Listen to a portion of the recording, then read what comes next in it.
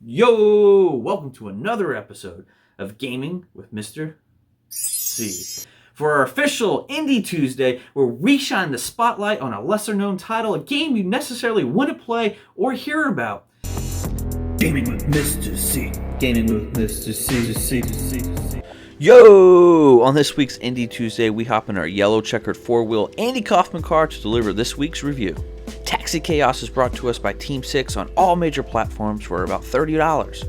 This game is inspired greatly by none other than the early 90s, 2000s hit Crazy Taxi.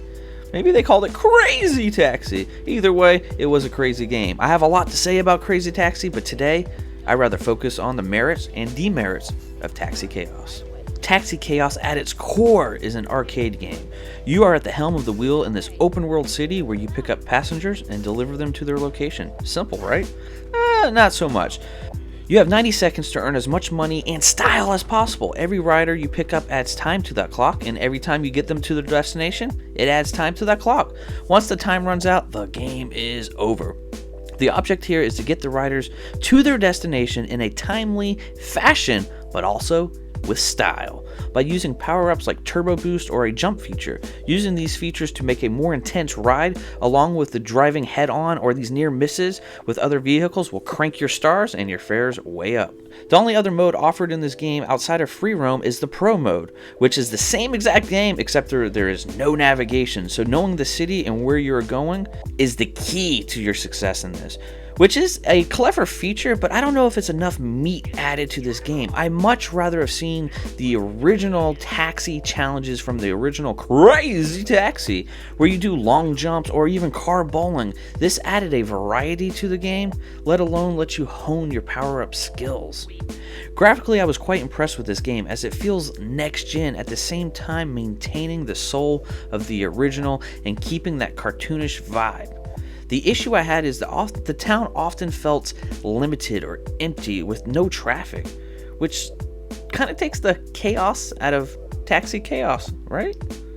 From a sound standpoint, they mentioned this unique dialogue that you're going to have with these customers or these riders that you have. However, every rider I had the same exact conversation with them, which was repetitive. The controls are as loose as the original, but lack the finesse as well. The game offers no tutorial or any way to hone your skills outside of free roam. So unless I miss something, you have to come to a complete stop to use your turbo boost. So it's really only effective as the launch point for a new rider, whereas in the original, you could tap the brake and gas together at the exact time to give you a boost mid-ride. All in all, I did enjoy this game, but I was a huge fan of the original two Crazy Taxis.